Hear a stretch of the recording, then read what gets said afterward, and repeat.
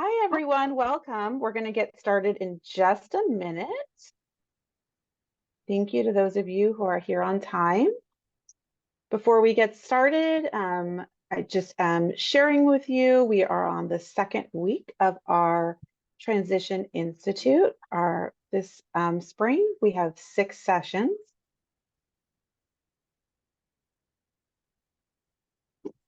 And it is 1 o'clock, so I'm going to go ahead and stop sharing my screen here.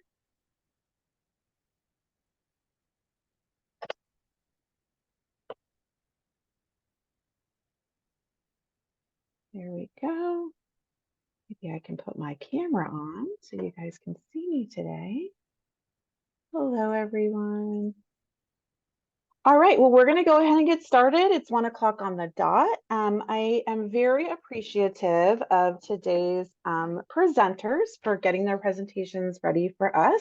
I know your team came out a few years back, but we definitely have some new team members and we could all use a refresher. So we're going to start off today with a presentation from DACE, our Division of Adult and Career Education. I am pleased to introduce you to our 2 presenters, Joe Hart and Lisa Cantu.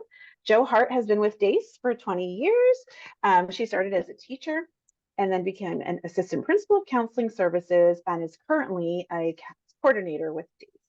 And Lisa Cantu is a disability support services advisor with DACE. She has been an LAUSD in both K-12 and adult ed for 20 years, and she's fluent in American Sign Language. Very cool, Lisa, and specialized in assistive technology. So you must be a little bit familiar with some of the work we do, but definitely shows why you're well suited to support students with disabilities.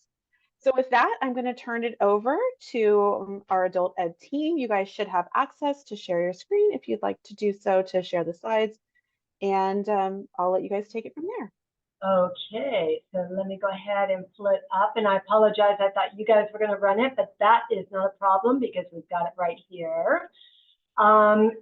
So very quickly, I will, I still don't have sharing right.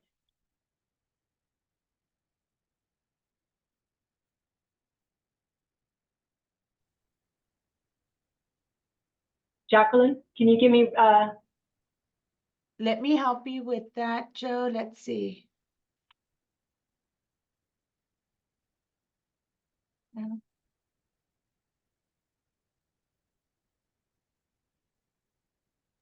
Okay, you should be good. Sorry about that. Okay. All right. You and Lisa are both. Do I hear? Does everyone able to see our front page here? Yes. Yes. Yes. So thank you for your patience and thank you for having us today. We really appreciate your time. And we've got a lot of good things to talk to you about today. And I'm not sure if Miss Dora Baxter or Pimentel Baxter is available because we have other meetings going on and I think she got pulled away, but she is the administrator for the counseling service and support services. And of course, I'm Joe and I am the coordinator of counseling. And then we have Lisa, the excellent, wonderful Lisa, who is our DSS support advisor. And I've had the pleasure of working with Lisa. She's absolutely awesome. And I know most of your questions are going to be directed at her. So if you'll be patient with us, we'll get to that. And so the first thing I just want to talk about is just so that you know that we have 10 physical locations, and then we have actually 11, which is our AVA, Adult Virtual Academy. So we do have some online classes going on, and we'll talk more about that because the requirements for those classes are going to be the same for everything. So we are located throughout the district. These are just our main sites. There are satellite sites from these, but we are all over. We have a location near you. So today what we're going to talk about is I'm going to go over with you the academic diploma options and what is available for your students. And then Miss Lisa is going to talk about the services that we can provide students, and then we'll follow up with some career technical education information so that we have some post-secondary options for your students once they complete. And one thing I do want to mention when we get to the CTE classes, they are free. So yay. Does not cost anything but books or materials, but we could talk more about that later on. So let's see. Okay, so our academic programs, we have two in adult school. The first is adult school, which is 18 years and older. And then the second one is ACT, which I think many of you are familiar with. There's a couple differences here. First of all, we are flexible with our scheduling. We do online, we do hybrid and in person. The adult school has evening classes. Okay, so that works for some of our students, but not all. And the difference between adult school, aside from the evening classes, is that the ACT program caters to students that are 16 to 24. And the really good thing about the ACT program is that you get a lot more individualized attention. So depending on the student's age, they might be going to adult school or ACT, again, and their needs. Couple of things about our courses. We are A through G approved, and we use a couple of different learning management systems, APEX, Schoology, and our courses are competency-based, which is kind of hard to explain, but basically if the student can show that they have competency in a subject area, they don't have to do all the work. I always think of algebra as the best thing, or math, is so that they show they can get through this, they can test out of it. So that's kind of what we mean by competency-based. And you know what, actually too, if you have any questions, go ahead and put them in the chat and then we'll catch up to those a little bit later on. So for our academic program, we don't require as many classes as regular K-12 requires. So we have a couple of options, and more information on the options, a little more detail in a moment. So option one is very similar to the regular K-12 requirements, but we only require 170 credits. And that's in math, we only require 2 years versus 3 years. PE we don't require, our general electives are less, and then of course our fine arts foreign language, it's not both, it's either. So, and then we can also use CTE credits for that. Often our students come in, they don't have a lot of credit, so they might look at option 2, which is shortened. They only need to do 50 credits, but then they need to do the high school equivalency exam. And with that, we've got two options. The second option is doing the test in English, and then the next option is doing it in Spanish if they are Spanish language speakers. And then, of course, there's always the other option is to do it English and Spanish. And Lisa will talk a little bit more about the test in just a second. And so just a little bit more of a detail in here. And I know I'm kind of rushing because we have to have people in there. So this is just basically the courses. So for the English courses with option 1, same thing that K-12 requires. Again, math, we only need to have 2 years of it. Social studies, the same.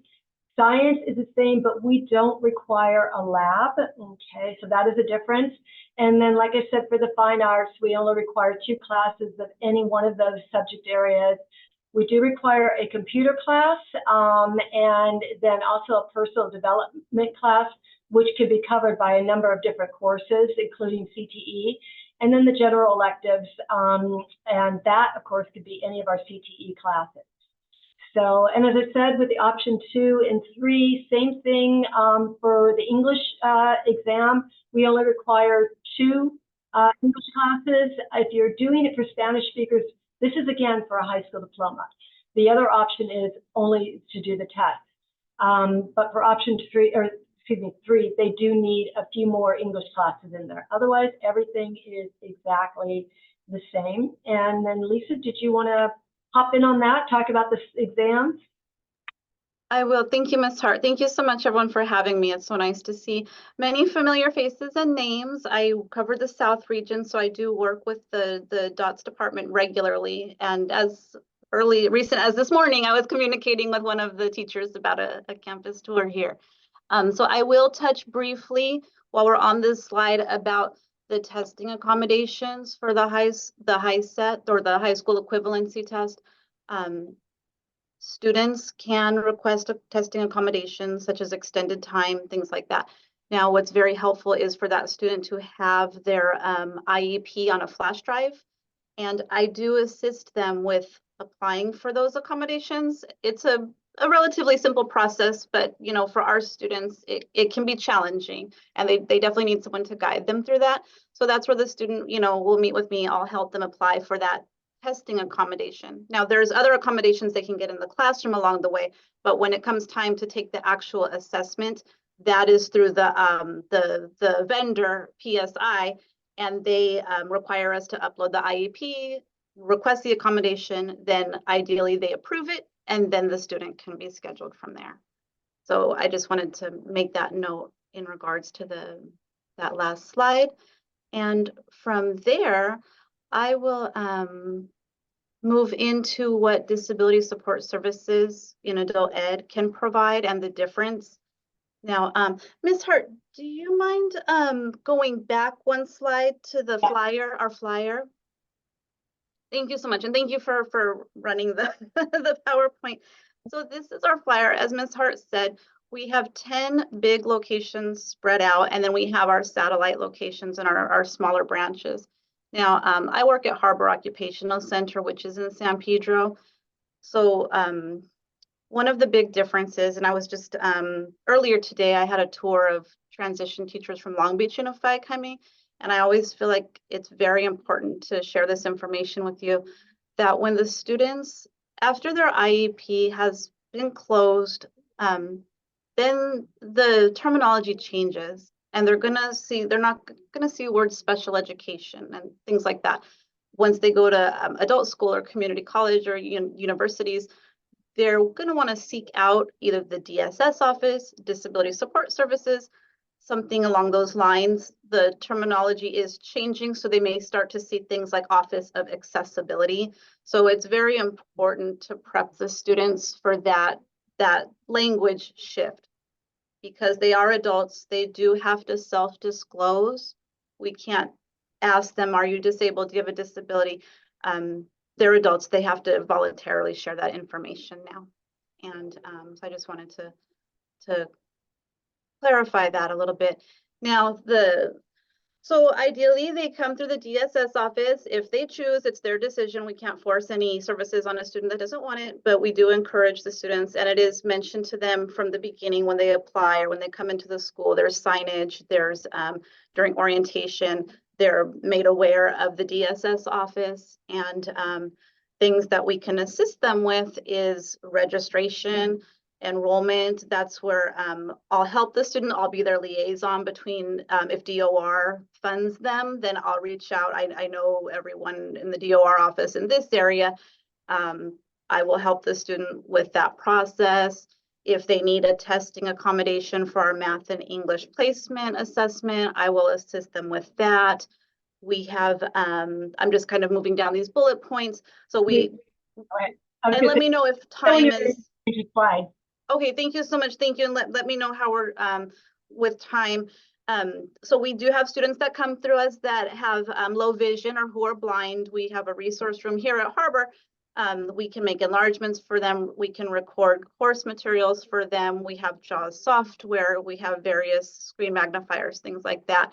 And we also have here at Harbor, we have a sign language interpreter, which is wonderful because interpreters can be very difficult to find. So we do have these services spaced out through LA Unified's region.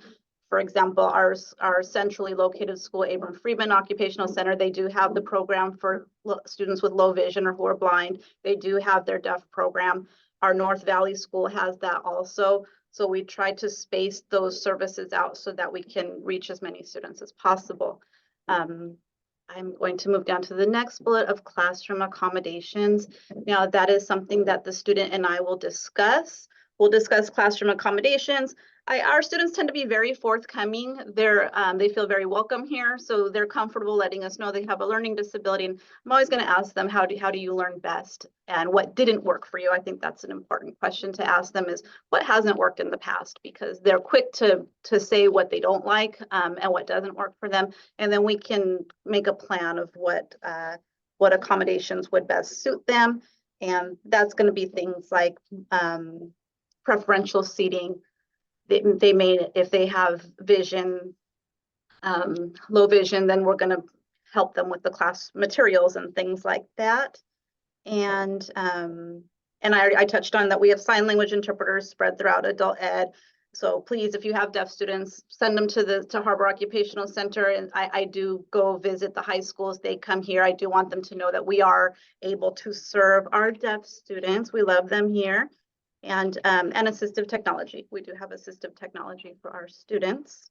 And then we can move on to the next slide, Ms. Hart. I do see some questions in the chat, and I'll get to them in just a second. Okay, I will answer every single question. I'm more than happy to answer. We've got a couple about academics, so when we get to the considerations, I'll mention that. Okay, we'll make sure that we answer everyone's question. And then in regards to who may qualify for services, so I know with DOTS, the students already have their IEP.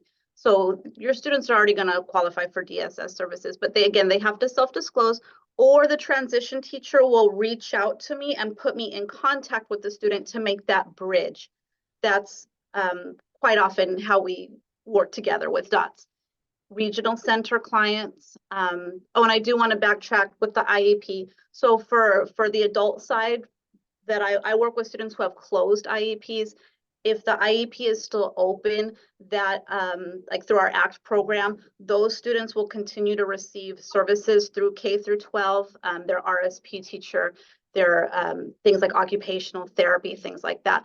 There are services, unfortunately, we don't have that in adult ed. We don't have speech therapy. We don't have the school psychologist. We don't have that whole range. We do have a lot, but just not those very specific supports for students. And so we have to be really careful before a student's IEP gets closed that we are the right fit for them and that we are able to accommodate them. And that's where, as a team, we get together and discuss with you all. We also have students that go through regional center. The regional center is a great benefit because they can provide extra services that get cut off once the student's IEP closes. Often they'll provide an SLS provider or someone who comes in and checks on the student. So regional center clients all come through adult ed all the time. DOR, I work regularly with DOR. County Department of Mental Health. I'm going to mute myself for just a second and drink some water just because I've been talking all day, but I'll mute myself. Okay, so I'll actually answer some of the questions in the chat. There's one regarding partial credits. The answer is yes, we will accept partial credits. However, it will still be, we're talking about skill-based, because if a student comes in and has completed, let's say, a quarter of, they've got 2 credits in Algebra 1A, if they can't move on from there, if their skill level is not to start in the middle of our contract, we will have to go back and do remediation. So the answer is yes and no. It depends on, where they're at because of the competition. Another question here, if a senior is near graduation but missed PE credits or fine arts or something not available, yes, because we do not require PE. If they're PE credits, we don't provide PE so that's why we don't require it. And again, if they don't have fine arts, they probably have something else that we can utilize. So, and if nothing else, they could take maybe a fun CTE valuable class to them. And then there's a couple about IEP, and I know that's going to be addressed in 1 second. And Lisa, if you're ready to continue on. Yes, thank you so much. And I'll just mention these. We work with a lot of partners, but these are the ones that I felt were more tailored to DOTS. We do get students referred to us to have support from County Mental Health. We work very closely with them. And then Social Security, SSDI. And but we do have lots of community organizations that refer students to us. And we can move on unless you want me to stop and answer some of the questions in the chat right here so they don't get too backed up. I've got a couple of them that will be answered in the next few slides. So we'll just go through really quickly. So one of the things we want to talk about is this particular bulletin, which is procedures for students with disabilities participating in adult education. The very first consideration always is this the right place for your students? So our students, they really do need to have the skill level and the motivation to work independently. They have to be able to work independently because we are limited in our supports. And so Lisa, one of the questions there, which brings us to the next one, active IEP versus inactive IEP. Okay, yes, so I think I saw a question in the chat about the RSP services. So the students that have an active IEP, so, and correct me if I'm wrong, Ms. Hart, they tend to be our ACT students, correct?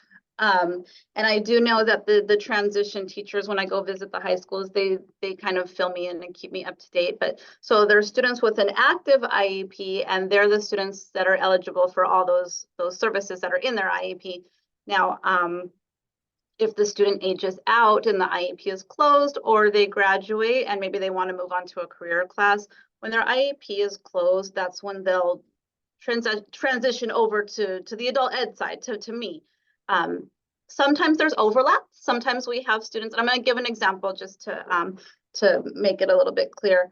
And I will also address that question about recorded materials in this example I'm going to give. There was a student that needed to take some assessments in the ACT program. He was a minor, his IEP was still open, but that student had low vision. And so he came and did his assessments in our resource room with our materials. And when I say recorded materials in here, what I mean is for our students that are blind, they have headsets where they can listen to the book or things like that, so they can take it in that way. And so there are some instances where there's overlap between a student who's getting ready to come for their IEP to be closed and they're transitioning to adult, and that's where I will work with that team also. And there was one question, will adult ed accept a student whose placement is not SDC, not RSP? I'm going to again go back to the big thing is our ACT program, particularly the best fit. The whole thing is, can the student work independently? And if they're willing and motivated to do so, then we'll certainly be happy to take them. If not, it's just not going to be a successful placement for them, even if we took them. So that kind of hopefully answers that. I'll just expand that just a little. We do get students from Willenburg. We do get students from the CATS here at my school. We do get students from the CATS program at Harbor College.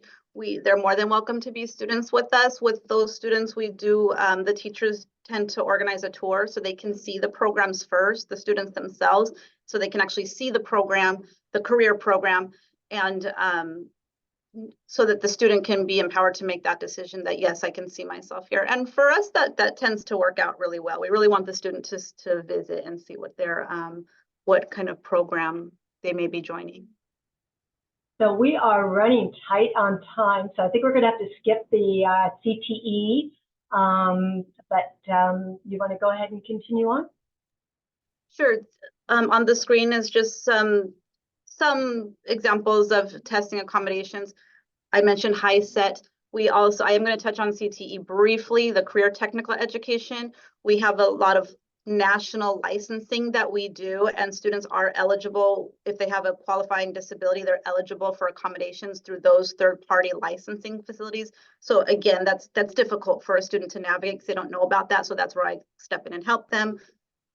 Other standard accommodations would be like extended time, preferential seating, visual aids, our sign language interpreter, assistive technology, and breaks for our students who have diabetes or need to take medications, things like that. Okay, we are really kind of running. So we have a video here, but it's going to be, I believe, in your resources. So we'll go ahead and skip it because it's about 3 minutes long, but it does kind of showcase some of our CTE programs. But as Lisa said, talking about these tours, the best thing to do for your students is get them on a tour, because I didn't mean to do that, I meant to go through. So you want to pick it up from here, Lisa, and just talk about? Yes, absolutely. And I know that here at Harbor Ock, we have Gardena High School coming with Julia Fingelson on March 15th. And then we have a group of DOTS teachers coming on April 17th. So the tours are a lot of fun. I think the teachers here in this meeting who have been on them enjoy them. The students like the information. So yes, if you want to schedule a tour, we are going to show you a slide of the disability advisor in your region that you can reach out to. We do have the career classes, arts and media. Those are classes like graphic design. We have beauty and fashion. Those are classes such as cosmetology, barbering. We have our accounting classes, child development, health-related fields like medical assisting, CNA, automotive, industrial classes like welding. Now, each of our adult schools, we don't all offer the same exact classes. We have different classes depending on what the need is in our region. And so that's just a brief touch on our career technical education programs. And so just remind you, oh no, excuse me, I'm a slide ahead of myself. So Lisa, talk about your wonderful advisors. I will. And if you want to take a screenshot of this right now, please do. These are the DSS advisors in your different regions. These are the people, it's going to be very helpful for you to reach out to them directly, because you're going to be in touch with another person who's knowledgeable in special education. And I am just gonna put a little plug right here. We have some vacancies. It's a position that, you know, it takes a certain skill set, and adult ed does have vacancies from time to time. So if anyone ever wants to apply, you're more than welcome to. We'd love to have you. Indeed. Okay, and then we'll just kind of follow up. Just a reminder that we are all over, and we are happy to set you up with a campus tour in your area. If you haven't been to one of our campuses, it really is much more seeing is believing, you know, and I love at Harbor when you go down there, you see these people weld and you see them doing the actual things that really sparks the kiddos' interest. So, you know, and as Lisa, we were talking earlier, she said, you know, in one of the tours she just recently had, the teachers will come in from last year and they'll recognize some of their students that have enrolled in our program. It's a lot of fun for them to see that. So, and again, I believe this will be available to you, so you can watch the video and you'll have the names of the advisors. And we're really kind of running tight here, but we did hopefully answer the questions that were put in the chat.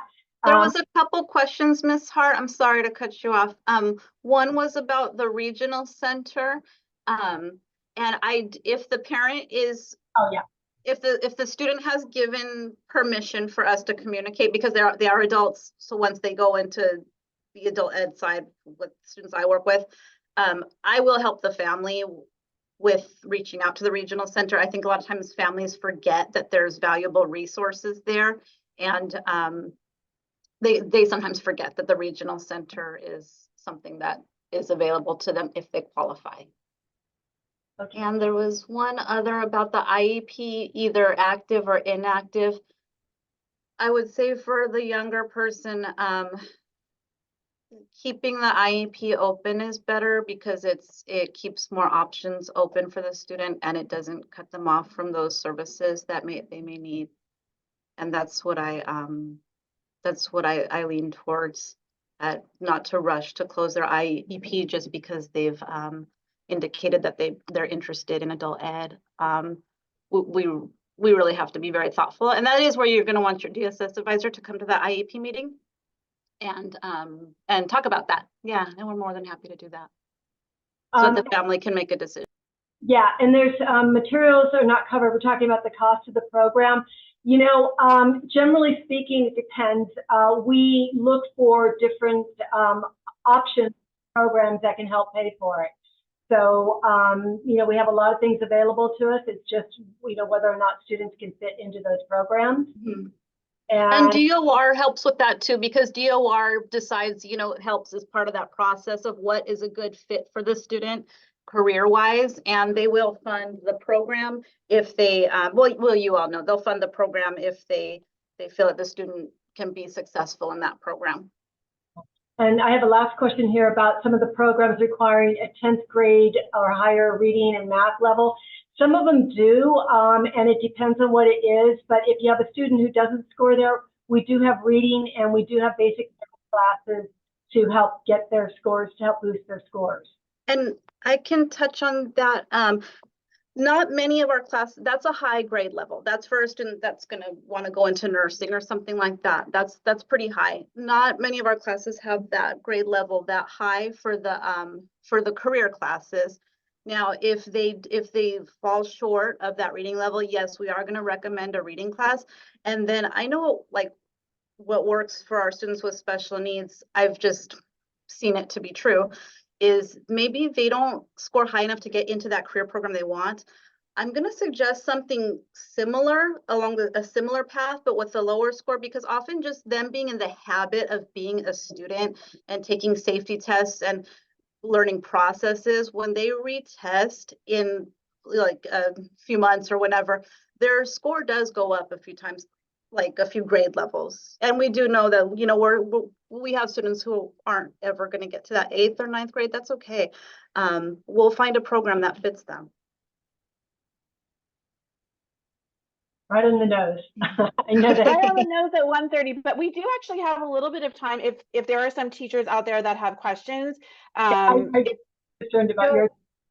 Yeah, no, thank you. We have until 2:15 and our next presenter is here, but absolutely willing to pause a few minutes for questions. So your information has just been incredibly valuable. You guys obviously are just experts at what you do. And it sounds like our teachers are really engaged because they must have students that they're thinking of specifically right now.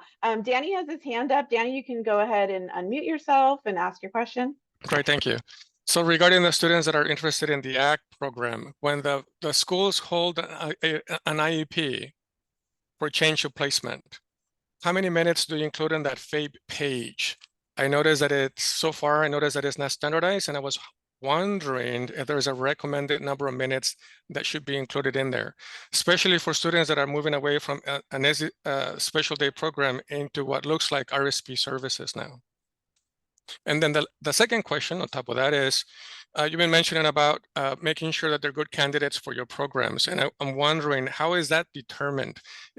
Does each school determine who's a good candidate, or is a checklist? Is there an assessment? Just some clarification on that, please. Okay, so in regard to the minutes, Ms. Hart, that might be something that we have to reach out to one of our ACT advisors for more specifics about that one. Now, as far as determining who would be a good fit for our program, so among us, we're talking about our students with special needs. So we start to know our students as soon as they walk in the door. Our schools are not humongous schools. We get to know our students. We get to know how they are. I meet with them. They'll meet with an academic counselor, a career counselor. They'll meet with a lot of staff. And we really want to be careful with how we place them, because we want to make sure that they're going to be successful, because that's what we want. We want them to be successful. And so no, there's not exactly a checklist, but if they go through DOR, I'm going to communicate with the DOR counselor. Definitely communicate with the student directly. I think often what happens is the students come from where they're used to being spoken over or spoken about and not always spoken to. So I'm going to want to survey that student and ask them why they're considering welding. And maybe they say, well, I have a brother or I have a family member who told me. I'm going to want to ask them about their interests, about where they excel, things like that. And we really do get to know our students very well. And I would say most of the time the students are a good fit. Most of the time they're a good fit. It's rare that they're not, but we do want to be careful with them just because they have special needs, and we want to make sure that they get everything that's available to them. So I hope that answers your question a little bit. Yeah, and I'll add to that, like as far as the academic goes, like right now we're involved in the Winter and Spring Plus program, and we have a lot of kids signed up, but it doesn't work out well for a lot of kids. Some kids are really motivated to get their work done, and they finish this class in like, a few weeks, and others, they just can't hang and do the online thing. So that's kind of that area, is it going to work out for them? Yeah. Does that answer your question? Yes, thank you. And we're always, we're always open to trying. I'm just going to use an example. We have a student that I guess will probably be considered a high profile student on the K through 12 side. Over here, he's doing amazing. His teachers probably wouldn't even recognize it's the same person. So sometimes things change. Sometimes students struggle with things or behavior wise, and then once they're in an environment where they're with adults, they rise to that occasion of being an adult themselves too. Thank you. All right. Any last questions before our adult school presenters disappear back off the Zoom world and into their real offices? Oh, age limit. That's a good question, Brian. So in the chat.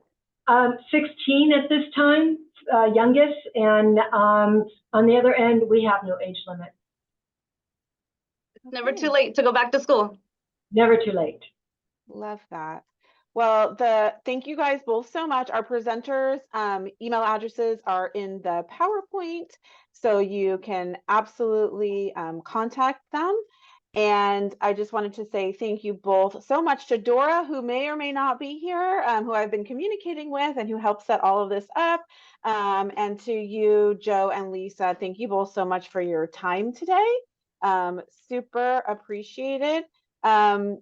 And Brian, I see you had one last question. A final IEP will help for an adult. That was Brian's last question. Yeah, I just mean just to like further motivate our students to understand the importance of final IEPs. If they are, 25, 26 and looking to get into a welding program, and that final IEP would still document a disability and help during their enrollment, correct? Yes, absolutely. Yes, because, and I'm going to use welding as an example. We are a national licensing facility here at Harbor Occupational Center. So if that student takes their practical test here, they can pair that with the LA City written test to become LA City certified. And so I would want to assist that student with applying for testing accommodations for the LA City written test. So please, if you take one thing from this, please send the students with a digital, when they leave, when you're not going to see them anymore, if they have their IEP on a digital copy, it's so helpful. And it moves things a lot faster. Because a lot of students don't know where their IEP is or where to get it, where their parents put it. Sounds like we need to buy flash drives and hand the kids flash drives as graduation present, something that we will look into. Thank you. Well, thank you again so much to both of you. You're welcome to stay on for this next presentation, but we totally understand if you do have to go. And we're going to now transition over into our second presentation for today. So I did put the resources organizer in the chat. And we do have two presenters today. So the second presenter is Ryan Morse. He is a special education administrator in our district. Hold on, I'm going to read it off of the paper. Well, he's technically right now in the Office of Virtual Academy and Options Programs, but I believe it's the District Transitional Programs Office of Transitional Programs. Did I get that right, Ryan? Okay. Yeah, you got it. So yeah, so Ryan's currently serving as a special education administrator for Virtual Academy and Ed Options schools. So you guys might be familiar with the SIA in your region. Ryan is the SIA for the Virtual Academy and Options schools. So prior to this, he served as the principal of Leachman Career and Transition Center and Locrance, near and dear to my heart. He was also, prior to that, a specialist for district moderate severe programs and a former DACE teacher years ago. So Ryan had a brother with Williams syndrome and has dedicated his career to ensuring that our students have successful post-secondary opportunities, which is obviously meaningful to him because of his personal relationship with his brother. So I'm going to hand it over to Ryan to tell us about the different programs we have for students in our district, our K-12 transitional program. Okay, thank you, Jackie. Yeah, it's nice to see some familiar faces out there. So I'm gonna get our slideshow going and then we'll get started here. So, all right, you guys all see it, right? Okay, great. So yeah, Virtual Academy and Educational Options Schools. I am the SPED administrator for that, and so what that entails, it's the Virtual Academy. We have City of Angels, Carlson Home Hospital, and then our option schools, right? Like continuation schools, opportunity schools like that. So I'm here today to talk a little bit about what that looks like and then what the services are for our students in these programs. These are actual students, right, from this last year in the Virtual Academy. Up here on the screen, and of course on the lower left-hand side is the some of our option students from just this last couple of weeks as well. So we'll start with Virtual Academy because that's where I've been the last few years, and it's still here. So we get a lot of questions about VA, and I kind of wanted just to give you enrollment numbers. Now I don't know if you remember, but back when we came back from the pandemic. There was about 19,000 students district-wide in these virtual academies, right? So it has gone down quite a bit. However, it continues to grow throughout the school year, right? So we get placement requests 20, 30 students a day, right, for Virtual Academy. So it's kind of like that we've opened that door for alternative education for students that, prefer to be online, or family life makes it easier for them to be online. We have kids that have jobs that prefer doing the independent study during the morning, and then, of course, doing their work in the afternoon. So quite a mix of students, but they're big schools, right? So we got all these 6 programs here, and they're all around 1,000 kids each. So pretty large high schools, or I should say span. They're TK through 12. So just they do have their own websites, and I'll show you that a little bit later. But this is the actual names of our virtual academies. We have a STEAM Virtual Academy, Arts and Entertainment, Business and Entrepreneurship. We do have International Studies, World Languages, Computer Science, and then Leadership and Public Service, which is kind of operating as our full inclusion side, or we only have RSP right now. And all of these schools have different themes to them. They use the same curriculum, but there's different themes and clubs and opportunities for students, even field trips. Our students do come in for field trips and go actually on the bus in person to places around our district.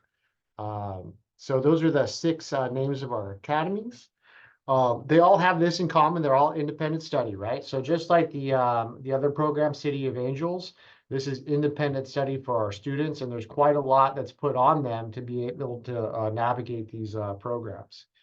The Virtual Academy, they all have synchronous instruction, right? So from about 8:30 to 12 every day, elementary, middle, and high school, there is a teacher online, credentialed teacher, teaching these students, managing them through their independent work, and assisting them with those assignments.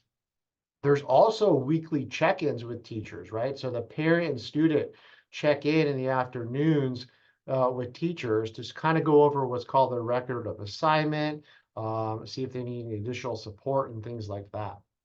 All of our secondary programs, so they're aligned by content, right? So for example, we have students that they'll travel between teachers online for additional math help or English help or whatnot. All of them they're WASC accredited. They're A through G courses for our high school students. And we do offer AP courses as well. This right here is called the Master Agreement.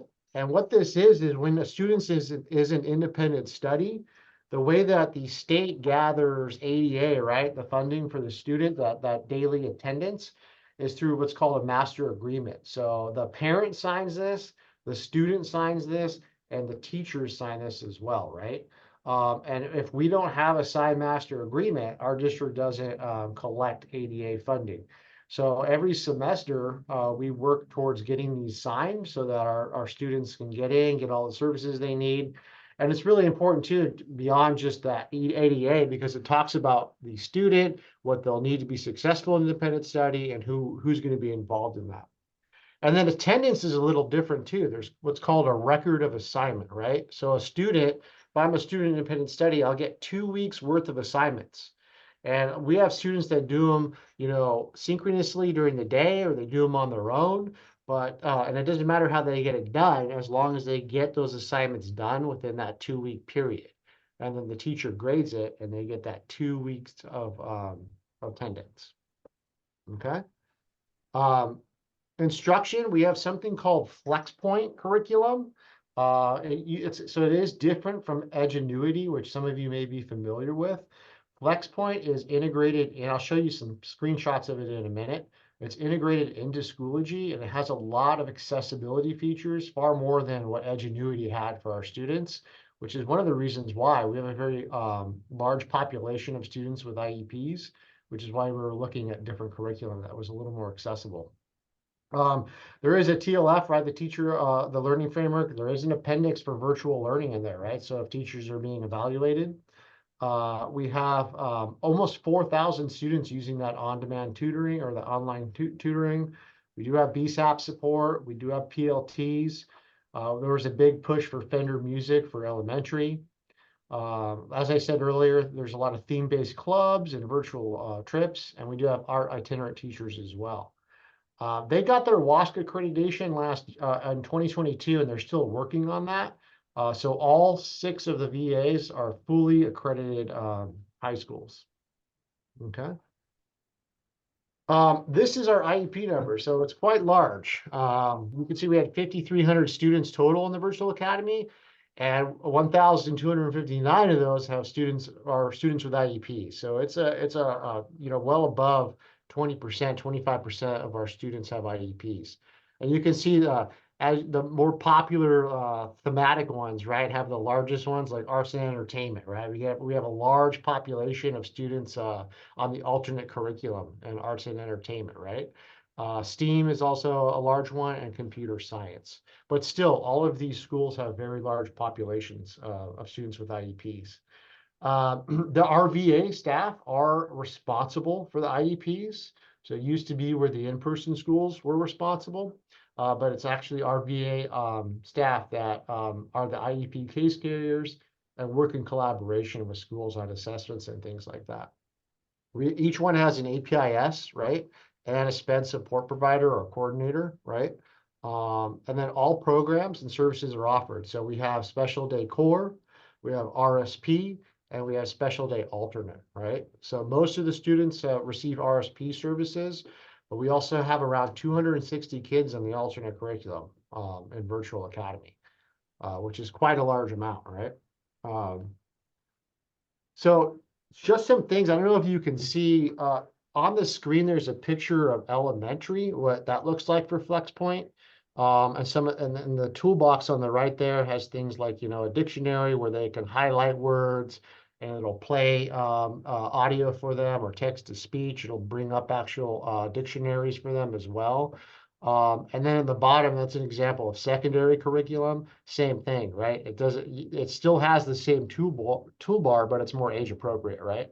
But it still has all that information for students.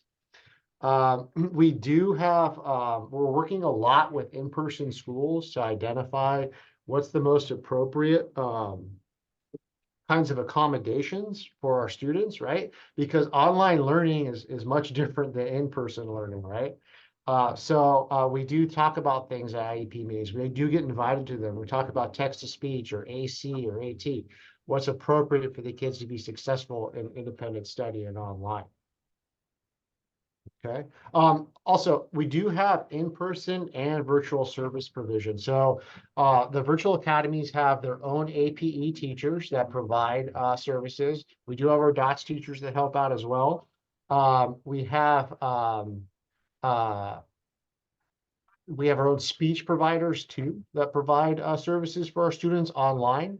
But we can also provide in-person support to students and in-person services at the school of residence. So that's important to note as well.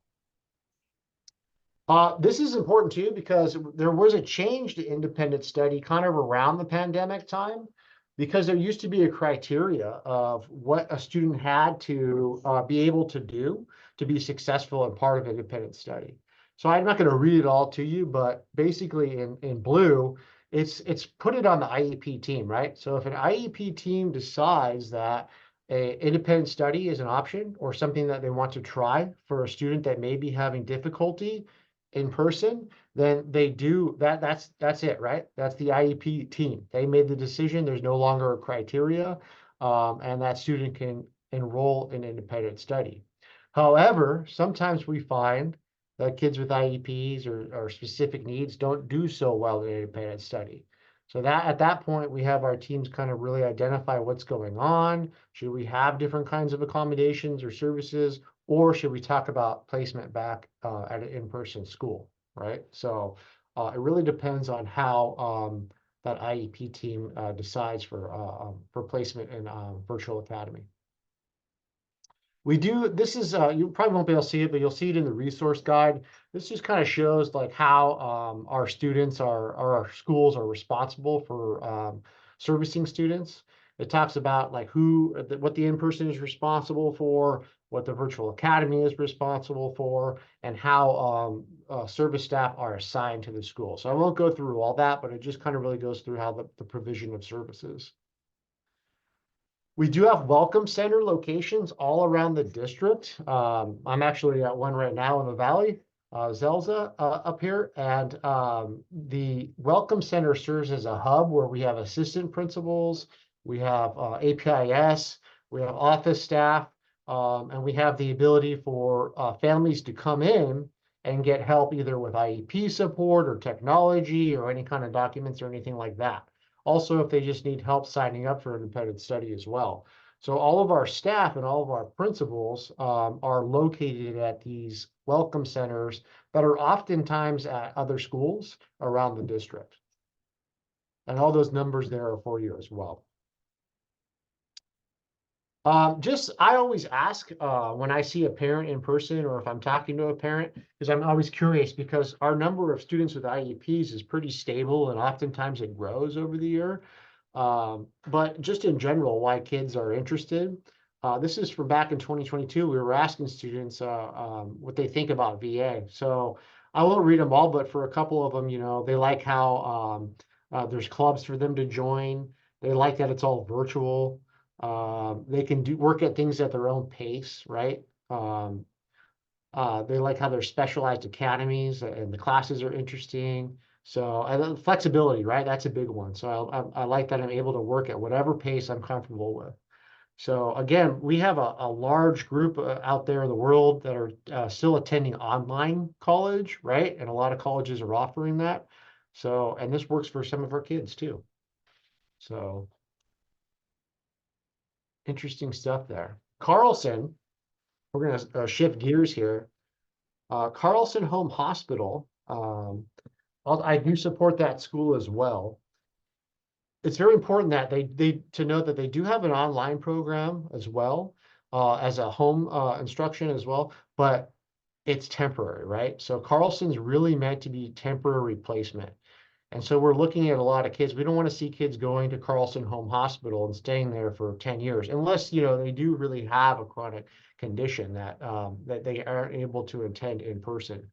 But it's TK through 12. It serves all the kids throughout LAUSD, right? So similar to the VA where we serve all the kids throughout LAUSD. You do have to have either a medical referral, a psychiatric referral, or a non-medical district approved referral. Those are more rare, right? So maybe it's a kid that's temporarily placed there while we're looking at different options for placement. And the 3 types of instruction, they do have home instruction where a teacher goes into the home. And just for your info, if you're looking for additional work, they're always looking for additional supplemental teachers. So if you the alternate curriculum and mild moderate, those are a hot commodity for Carlson. So if you are interested, you feel free to reach out to me, and I can put you in contact with the principal because they're always looking for additional teachers. They do get hospital instruction for our kids that are in hospitals, and then online instruction as well. 1 hour minimum per day is the instruction at Carlson. I say that because they're online. Some of their kids are going for longer. We do have kids in person at the hospitals that receive longer instruction, but the minimum is 1 hour a day. And that 1 hour a day counts for a student at Carlson as a full day of attendance. And then services, again, are provided by the sending school. So if you have a kid that was receiving OT or AT at a sending school, that provider would still be responsible for providing services in the home or to the student at Carlson. City of Angels, so another independent study option. There is no daily synchronous instruction for City of Angels. Okay, so like similar to the VA, it is an independent study. They use different curriculum. I believe they're using Edgenuity still over at independent study, but they're not required to be on for those 3 hours every day. So sometimes that works better for students as well, where they can't be on synchronous instruction, or they just prefer to just do the work on their own and do it that way. They do meet once a week with the gen ed teacher. And when they do that, if it's a kid that receives RSP services, that RSP itinerant provider will also meet with that student during the week. And again, those services are provided by the sending school. Option schools. I'll kind of go through a few things here, then I'll show you the website. Am I okay on time, Jack? I got a few more minutes.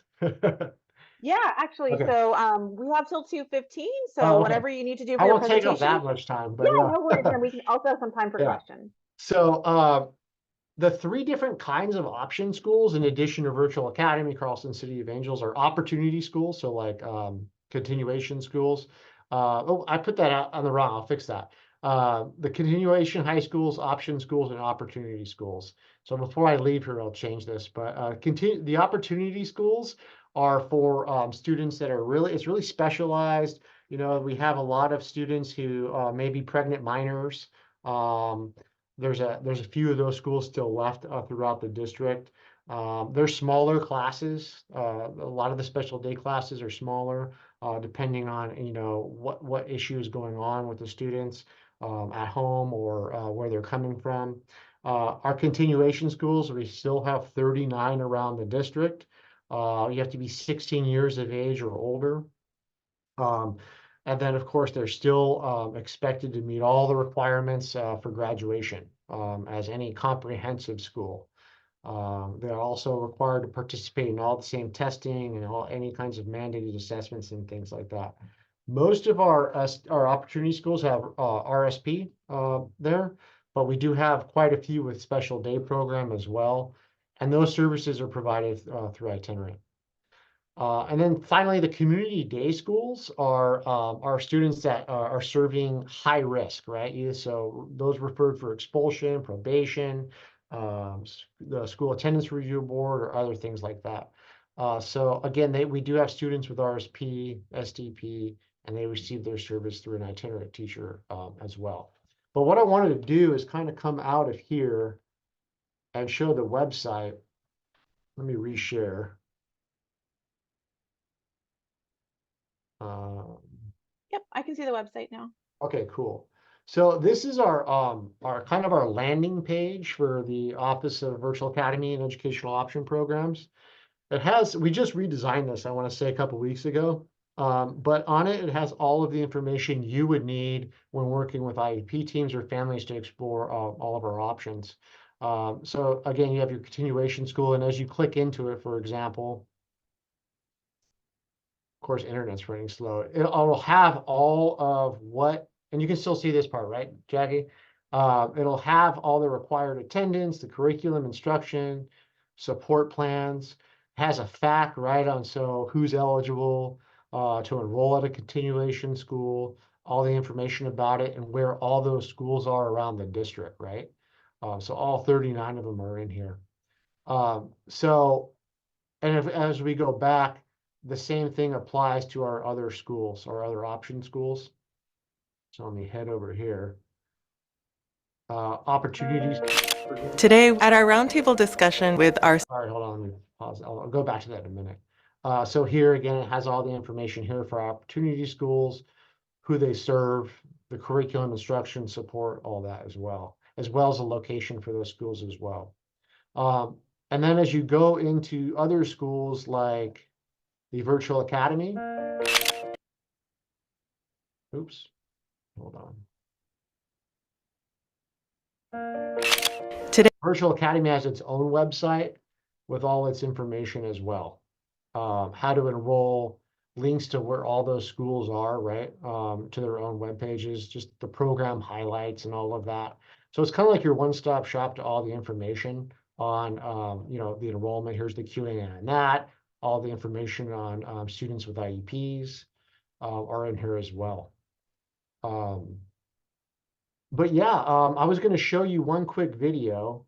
It's only a couple minutes. The superintendent was just recently out at our Ramona Opportunity School. Let me head back there.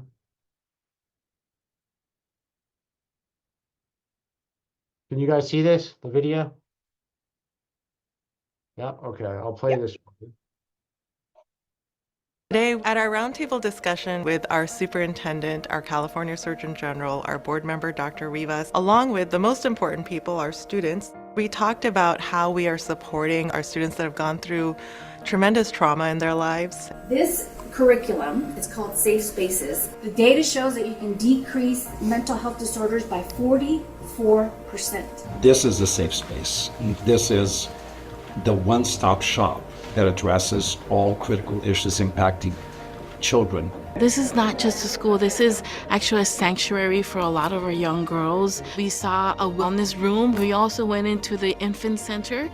Once that trust is built, we see a transformation in the girls. We see them blossom. We see them wanting to learn. Before I came to the school, I was a runaway child, so I wasn't in school. And now I'm gonna graduate this year, and I'm really proud of myself.